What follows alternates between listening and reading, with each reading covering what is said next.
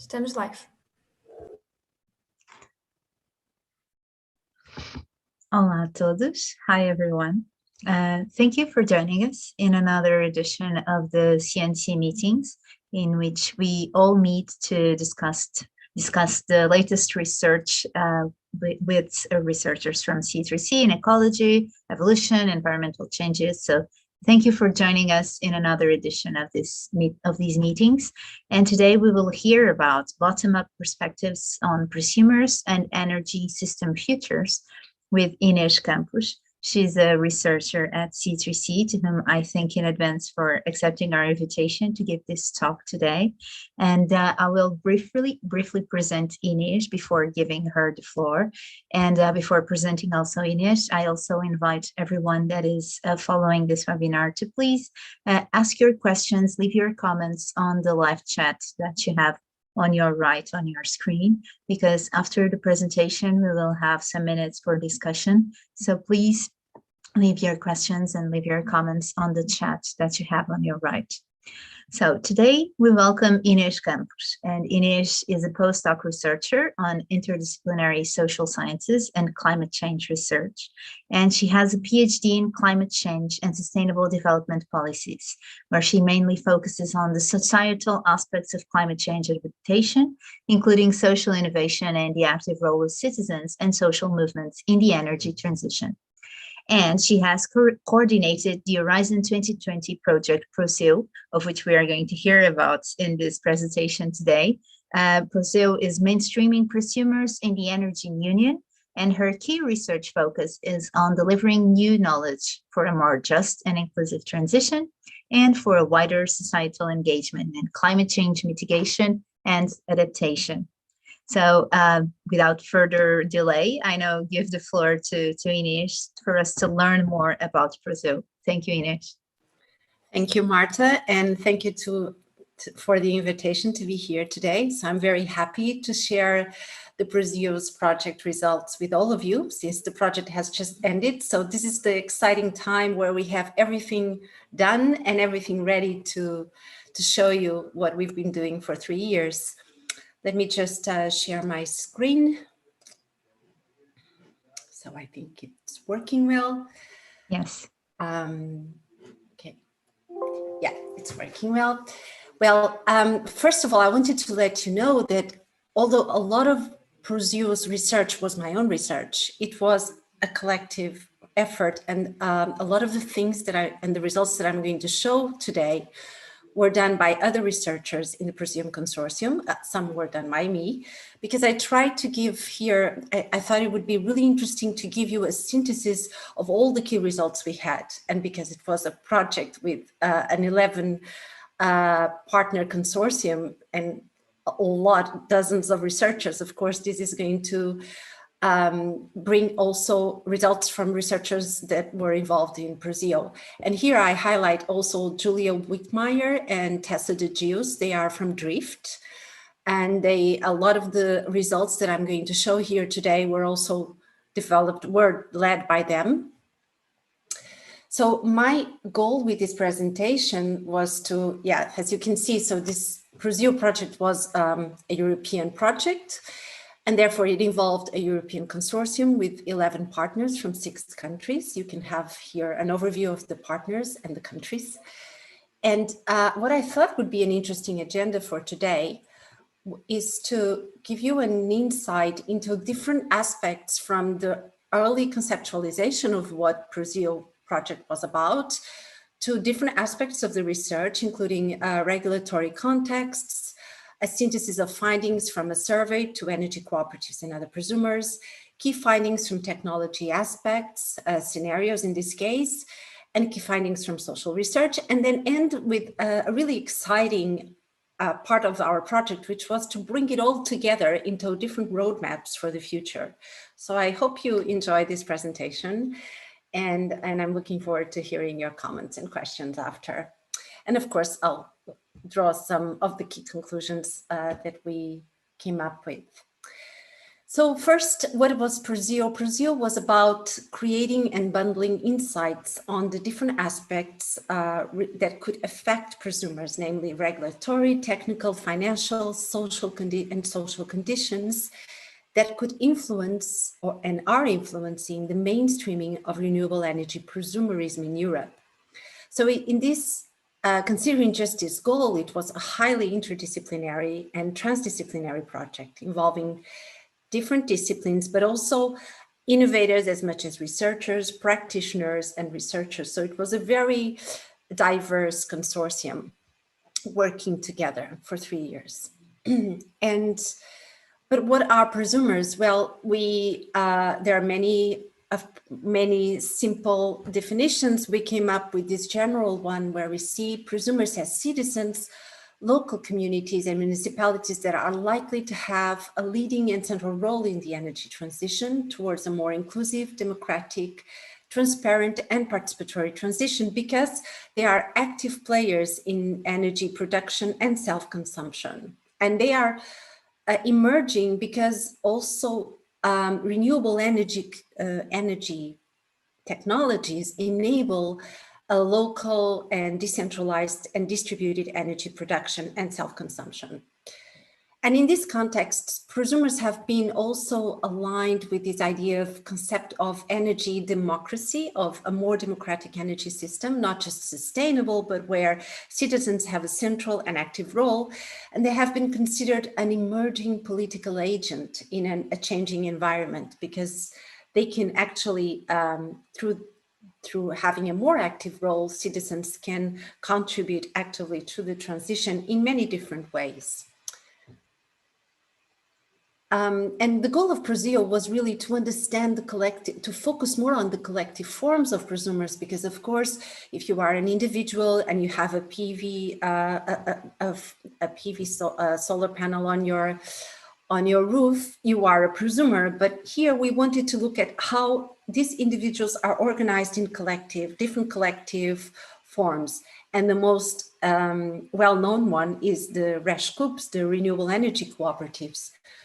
But there are other collective forms. So Prosumers was looking at this role of prosumers coming together and to understand what are the incentive structures. And here we were looking at regulatory, financial, economic, and technological aspects for mainstreaming prosumerism in the energy transition. And starting with the regulatory aspects, Prosumers emerged or started in a context where there was a big change happening at the European level in terms of regulation for the energy transition that resulted largely from the Paris Agreement. So Europe came up with this clean energy package that included different regulatory aspects. On one side, it asked governments to develop national energy and climate plans, which have been already developed. It also resulted in the recast of directives such as the Renewable Energy Directive and the Electricity and Market Directive. And for the first time, these directives had definitions of collectives that were prosumers. They had a definition of prosumer, of a renewable self-consumer, of jointly acting renewable self-consumers, of renewable energy communities. And in the case of the Electricity and Market Directive, they had also this definition of citizen energy communities and active consumer. In the case of Portugal, just so you have an idea, the transposition of the RES directive has already sort of started to happen, mainly with new laws on energy communities. But we are a bit delayed with transposing the Electricity and Market Directives. So we don't have yet a legal definition of citizen energy communities, although we have a definition of renewable energy communities, but they are different. I cannot get into that in this presentation, but I'll be happy to answer some questions about that. But this was the context at the European level that was happening when Prosumers started. So we tried to not only analyze these different regulatory changes, but also analyze how they were being transposed at the country level. and there was a number of deliverables and outputs that you can find in our website that resulted from that research. Then we also did an overview of prosumer collectives in Europe. Here we have a distribution of the responses of this survey that we did. As you can see, there were not many initiatives surveyed in Portugal, and this distribution largely reflects also the development of collectives in different countries. We have the Netherlands, Germany, and the United Kingdom, where there's a lot of communities of energy cooperatives of different types of collectives. And then we have countries like Portugal and Croatia, Italy, where we have a bit less, but growing. So one of the things we found at this time was exactly that, one of the key things to facilitate the initiatives was knowledge of renewable technologies and access to finance and subsidies and grants, which reinforced our understanding that we had to have more knowledge on the field, to share more knowledge, open knowledge on prosumerism. We also found that one of the factors that slowed down the initiatives was public policies and legislation, which at the time, at this time is still changing and being, as I told you, all these different directives are still being transposed to European countries. And they can be really important to shift the direction of development of prosumerism. They can really help develop prosumerism, but they can also not. It depends on how they are transposed, and that's a whole different discussion. And another interesting finding was that definitely tackling climate change has been a key motivation for these initiatives, more than taking advantage of subsidy schemes or policy incentives, which are actually the factors that contributed less to their development. And this is exciting because we get this impression that there's all these different types of bottom-up initiatives that are really coming together to help tackle climate change. And that is also part of what we see as the prosumer soul, if you want to. Another aspect of our research was to look into technology opportunities, and this was largely done by our group from Croatia and C Delft. Then I'll share the presentation with you, and you can kind of track what I'm talking about in the first slide. And some key conclusions here were that there is a high potential for prosumer technologies in all of the EU member states. We found that that we could have as much as, it's not in the slide, but as much as 75% of electricity produced until 2050 could be by households. So there's a huge potential. Also, that sharing electricity in a community could flatten load curves and increase self-demand. And this is important because if you recall, if you come here to the overview of factors that slowed down, the energy infrastructure was a key factor. So new changes in the grid are really important, and and how can prosumers help balance the grid and flexibility in the energy grids? This is a key aspect also, so a more technological focused aspect.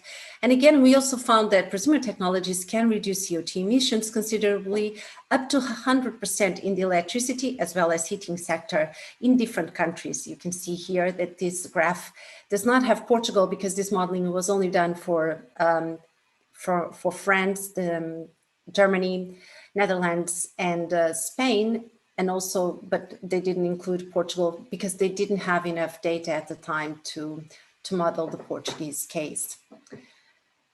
On another more qualitative approach, we also did a thematic analysis of 46 initiatives, and this was also my own research with another member from CCIAM, Esther Marin, and we found that a lot of that the identities of these prosumers could be characterized as knowledge makers. They saw themselves as innovators, as experts, as people who are creating new knowledge, also has change agents as inclusive collectives. So there's this attempt to be inclusive, providing green energy and place-based decentralized organizations. And this place-based is really interesting because one of the new definitions that came from the European legislation was, and that has already been transposed to Portugal, is the definition of energy communities, which are really place-based communities where the energy systems have to be in proximity to each other. So the people have to be in proximity to each other to produce and to create an energy community. So this idea of a place-based decentralized, it's so different from the centralized fossil fuel energy system. You can have such a really different type of idea on the role of people in the energy system. And again, this is a really strong aspect of prosumers. Another aspect that we tried to dig up a little bit was who were the opponents, who did prosumers see as opponents, and definitely what, and these are words from people that we have here. So an opponent is like the energy oligopoly of large energy producers and large energy utility companies.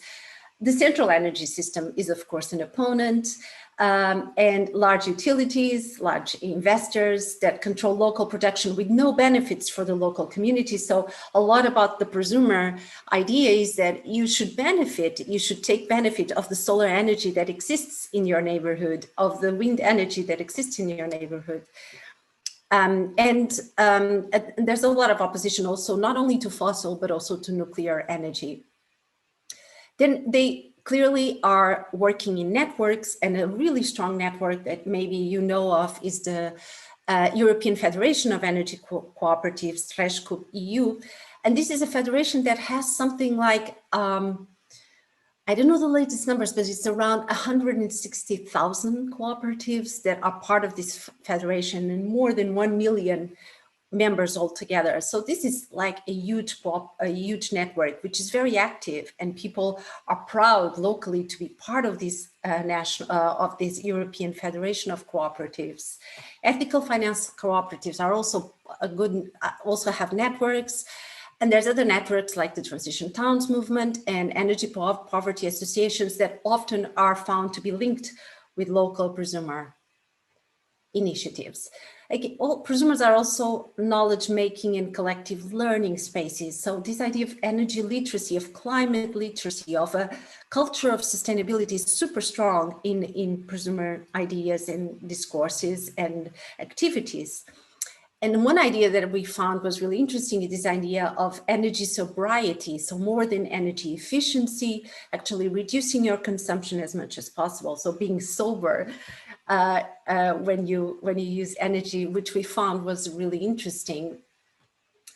So all these different parts of the Proseo research came together in the development of roadmaps. We were thinking, so how can we imagine the future of prosumers? What are the potential roadmaps?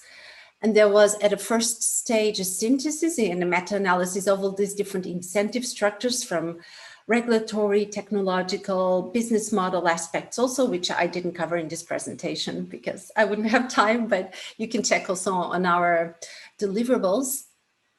And then we discussed these research findings with different stakeholders in a participatory integrated assessment. Excuse me.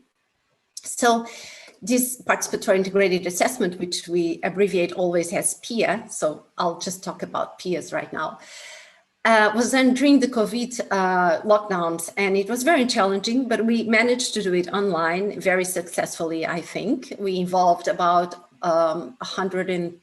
almost 140 stakeholders, and these stakeholders represented prosumers, of course, but also some policy actors from local municipalities and from European policy bodies, and a lot of prosumers and different types of funding mechanisms for prosumers, like crowdfunding cooperatives. So these different stakeholders were involved in this assessment of different roadmaps for the future. And our goal was to produce roadmaps. Initially, we thought of a roadmap, but then we quickly understood that there's actually many possible pathways. So you can have many possible roadmaps, and probably what will happen is a shift between these different pathways throughout our path towards the future. And so how could we organize this thinking process around this potential future? So we understood that if you consider these different topics, business models, social dynamics, and energy systems configurations, we would have different value tensions, that could guide these different futures. So from a business model perspective, the key value tensions we identified is that we would have a community logic prevailing versus a market logic.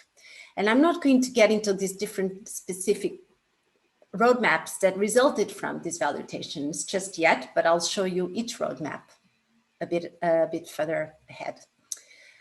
Then from the social dynamics perspective, we had clear tension from inclusive prosumerism to a privileged prosumerism. So a process where everyone could participate to a process where prosumerism would be just the privilege of a few social groups. And then from this energy system configuration, we had these different pathways from any energy islands, where prosumers are like islands isolated, and not connected to the energy system grid, to full system interconnection. So based on these three value tensions, we then came up with 10 roadmaps for the future. By the way, all these graphics are done by Design Doppel, and they were participating with us in the participatory workshops, and then they came up with these really beautiful visuals that we love to use. So just so you know, the credit is definitely not mine. So then we came up with these 10 roadmaps, and I'll just try to give you an overview of the different roadmaps, since I think that they really capture different issues that will come up throughout our pathway to the future.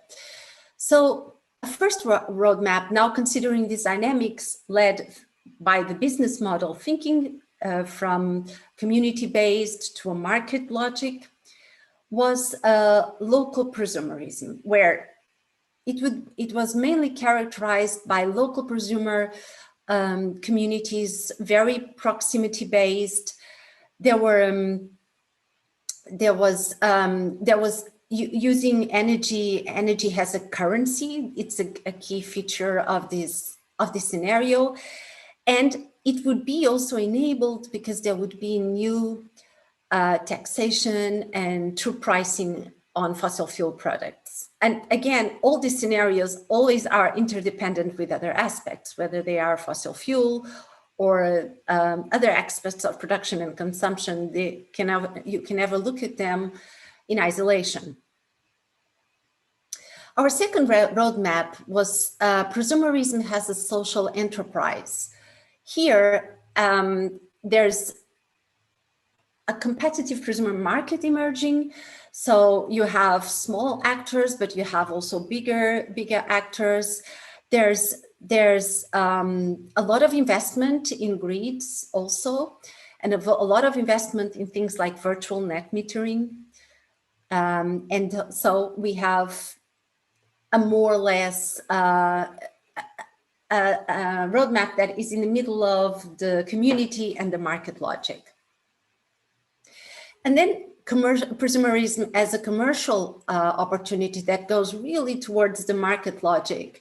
And it's interesting because it starts off with citizens as active participants in the energy system. And there's a lot of, initially by 2020, 2030, there's a lot of communities and new business emerging and new companies that want to provide services to the prosumers.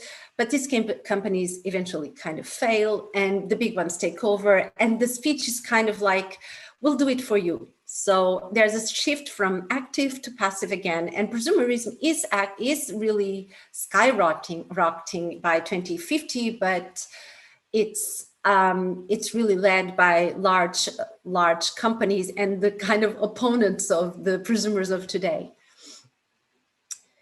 And here we enter the social dynamics logics, and where we have a roadmap for, which is the one we've identified that is closest to the axis of inclusiveness. So the axis between inclusion and exclusion.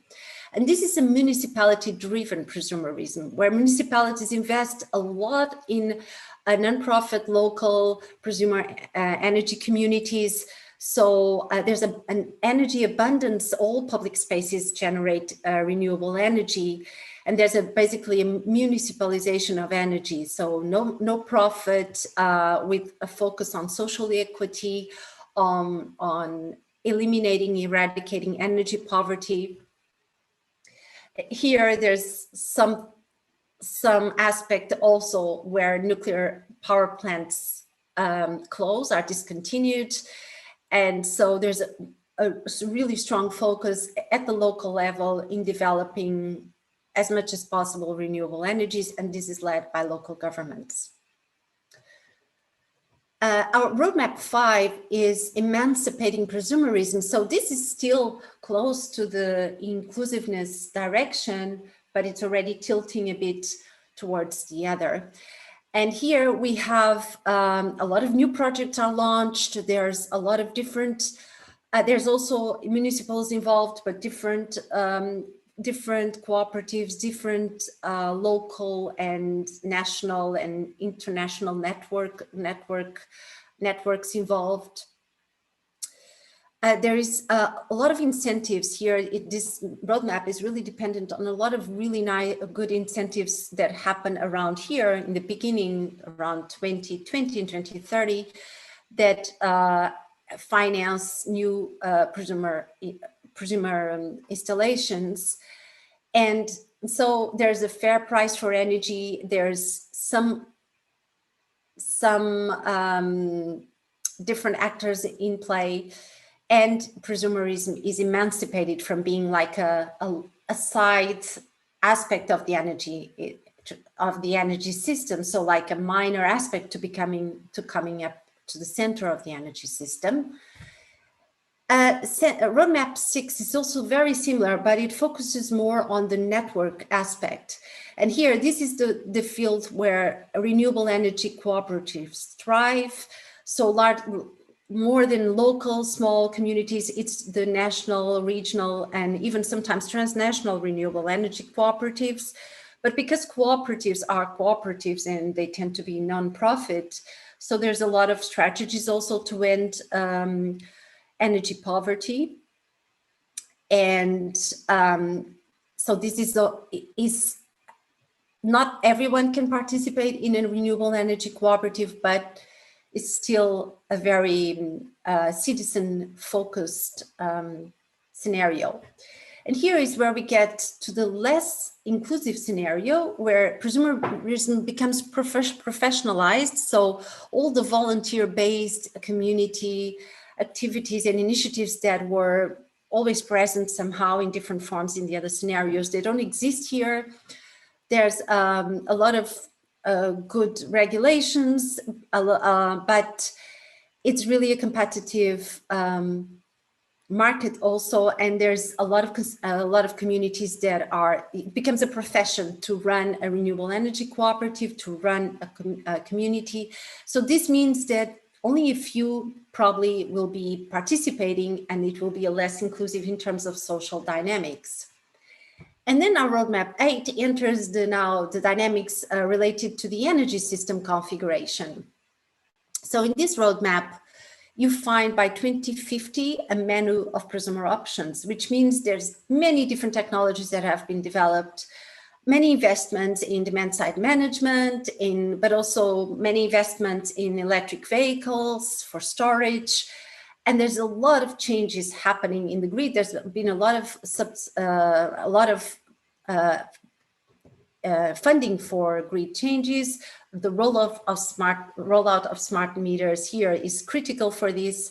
And so you get to 2050, and you have a lot of RESH power plants in every household, full digitalization of a EU-wide energy system. Another roadmap 9, and that's the second one related to energy systems configuration, is prosumer on demand. So this one puts a lot of focus on demand side management technologies. It's really triggered by the need for systemic change, to rethink systems, the fear of climate change is really also a trigger for this.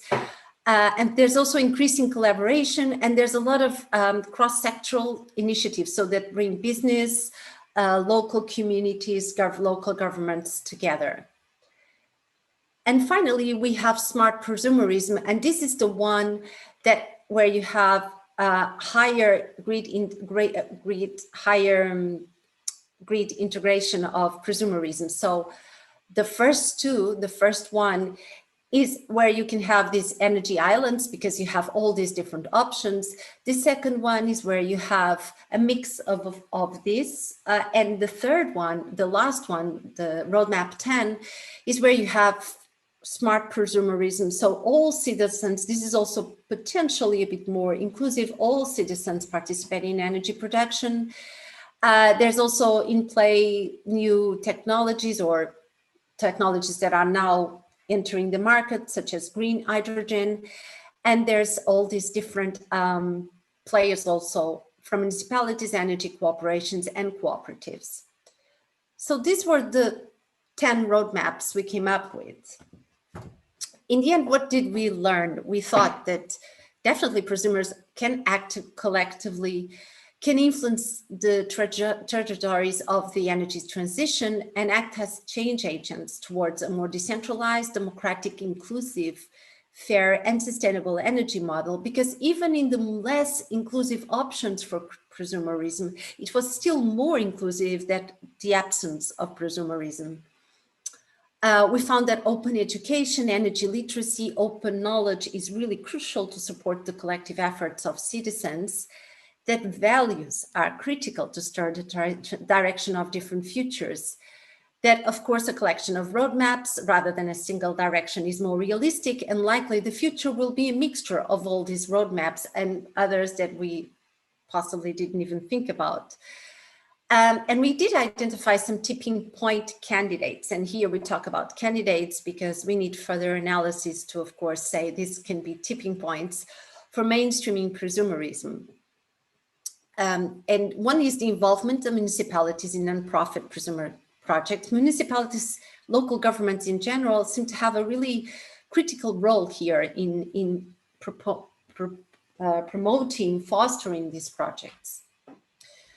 The other is that prosumers should be protected players in prosumer markets, at least at a starting stage. This means that there should be clear incentives, new sorts of tax reliefs or tax incentives or tariffs that could really incentivize people to start developing these communities together. And all new buildings should be by default prosumer ready. This means that all new buildings should have already be prepared so you can put a solar panel in the rooftop. So it's in a way that it's simplified and does not imply huge meetings with your condominium, and it can be as easy as possible. And here we have new funding for energy efficiency coming up in the context of the European Green Deals, for instance, the renovation wave mechanism. And this should include it doesn't necessarily include targets, but it should include high targets for funding available for renewable energy installations. Also, prosumer collectives such as renewable energy cooperatives, the Wrapups we talked about, should promote inclusive membership, so favoring marginalized and energy poor communities, which is not easy always, since cooperatives themselves, normally they require, for instance, a fee to be a member of the cooperative. They may have lower energy prices, but they're not necessarily accessible to all. So they should try to develop, because they are such key players in the scope of collective prosumers, and they can really develop ways of being as inclusive as possible, and also of supporting local communities in the ground. And this is something that the European Federation of Cooperatives, Wrapup, is already trying to do. So this should be happening. And also that mechanisms of funding, there should be mechanisms of funding and incentivizing energy communities. And here I include energy communities in a broad sense, not just the renewable energy communities that everyone talks about now, because especially in Portugal, they've been transposed to our legal framework, but also the citizen energy communities, which are quite different. And they're not, for instance, they're not local, they can be virtual, they can be national or even transnational, and they offer different possibilities for prosumers. So this is it.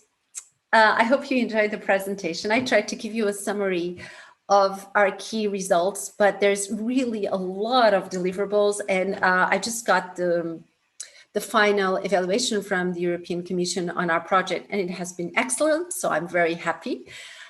We did a lot of deliverables, a lot of policy briefs. We were very active because, as I told you initially in the presentation, the consortium included innovation partners such as Ecology, such as Eco Union, Client Earth, who are much more interested in developing policy briefs and recommendations and promoting policies than in doing actual research. So this benefited the project a lot, because a lot of our final outputs were converted into interesting outputs for policymakers. And you can find everything in our website, which will be available for at least another 3 years. So you have time to go and browse through all our deliverables and extra resources and research papers and policy papers. And well, thank you very much. I hope you enjoy the presentation, and yeah, let me know if you have any questions. Thank you very much, Inês, for your very interesting and complete presentation.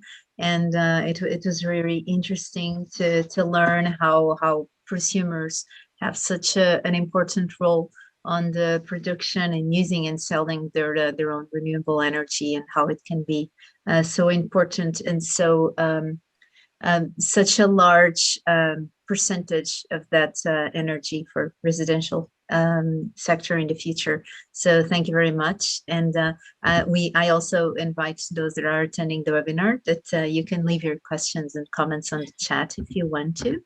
And I would invite you, Inês, if you want to just to stop sharing the screen for now, so we can better see ourselves while we wait to see if there are any questions on the chat. I would also first say I really liked the graphical design. It was really very, very clear and very engaging. So congratulations to the whole team of the project for that. And my questions, I have one or two curiosities as well. And we will also, so you shared the website of the project, and we will also share again in the comments. My curiosity, one of them, was that this project was really hands-on. So you really listened to the citizens and you worked with them. And one of my curiosities was, during this process in which you worked with citizens, was there anything that in this work and listening to them that changed your perspective? Right, like you entered the project, the team, with one perspective, and then listening to the citizens, and in this approach in the living labs, that changed your perspective during this process? Yes, I changed my perspective in many, many ways. And you brought up the living labs. I didn't include them in this presentation because that would be a whole new presentation. I thought this one was more kind of systemic, bringing the different dots together, but we did have a bottom-up, what we call local research, participatory research with different stakeholders that were involved in local prosumer initiatives. Some of those initiatives were not really prosumer initiatives, but were also there were some that were initiatives to promote prosumerism. So we had these different types of living labs. We had 15 living labs in Europe. Some didn't work out well in the end, especially because of COVID. So 2 of them had to basically, the main initiative was bankrupt in one of them, which I'm laughing, it's not funny, but So it didn't work out, but the others were really successful. And again, we had really different results from all of them. And I did learn a lot. For instance, I learned that what was maybe most impressive for me is that personal motivation and the motivation of people really engaged in doing something to tackle climate change is so strong, because many of these initiatives, they were facing serious barriers in terms of legislation. So they were from countries before, for instance, here in Portugal, before this new legislation on renewable energy communities, it was not possible legally, at least, to do a collective self-consumption or a renewable energy community installation, or renewable energy community. It was not possible, it was not legally possible. And Portugal was not alone. There were other countries like Croatia also was not possible. So I was really impressed how the motivation for people to innovate, even in really unfavorable legal contexts, is so surprising, because people can find ways to still innovate and create new solutions and ways of just doing something. And that was a key learning point for me. But else, I also learned about the variety of prosumer projects that exist. So the best known is maybe the renewable energy cooperatives, but then you have, aside from these new legal definitions that came out, that we're not quite sure how they're going to, what kind of initiatives are going to come out of that. But you have new models like the aggregators, which they are not really prosumers, but they would be aggregating the excess of energy produced that is not consumed in different smaller communities. So they are also a form of active citizenship, although not exactly self-producing or self-consuming. And there's all these different layers of collectives that can contribute in this new system. And it's so radically different from what we had, what we were born with, what exists really, which is still the dominant fossil fuel system. So it's really interesting how the future can actually be so different and have such a huge impact in our lives. So that was one of my key insights. Thank you very much, Inês. And it's very rewarding also, I guess, to see how the motivation of everyone involved can really bring this mix of roadmaps perhaps possible in the future. We have one question already on the live chat, so I'm just going to share it with you. It's a question by Pedro Pinho. Hi, Pedro. So having in mind the goal of reducing carbon emissions, is a local community of producers better than having individuals contracting individually to a central distribution company?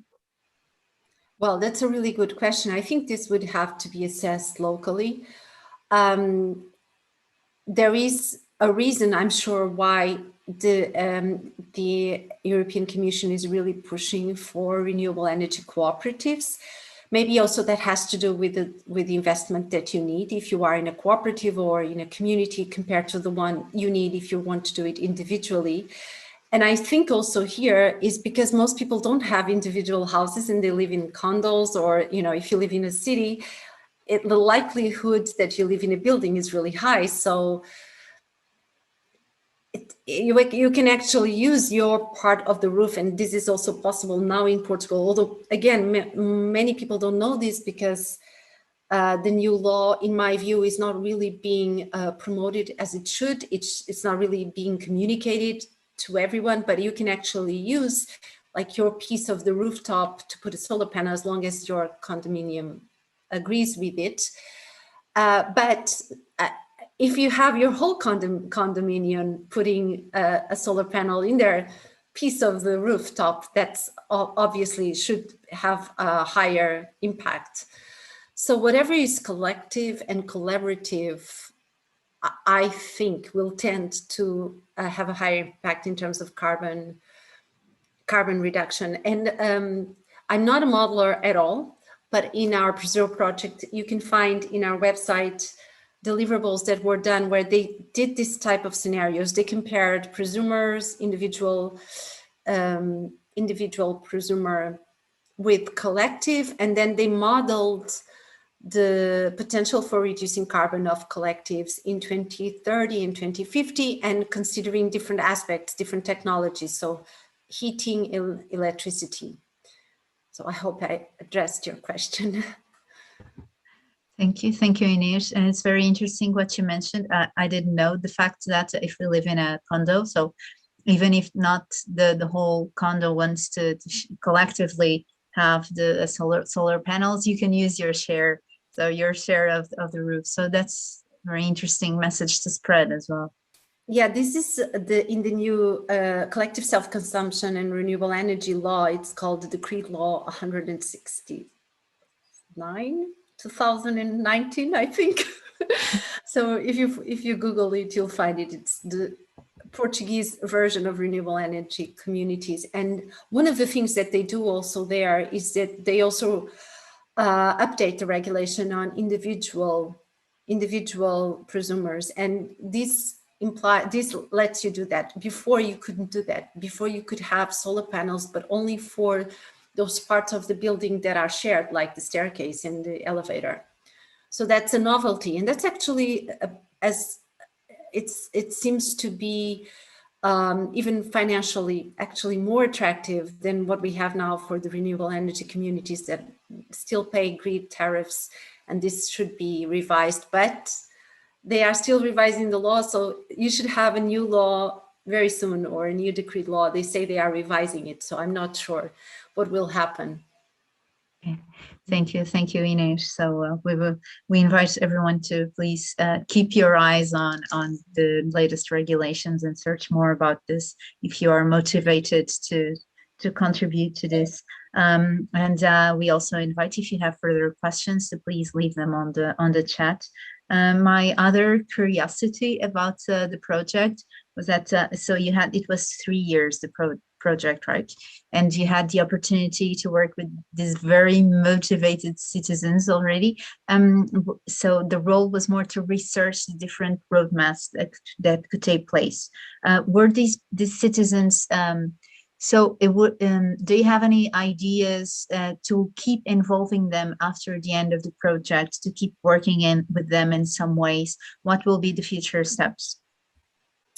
Okay, we do our best, of course, and we tried to, because basically we also created kind of a network where our Living Lab participants, those that aimed to join what we called our prosumer community of interest, which is at the moment it's really a LinkedIn group, but that's a way to keep people informed.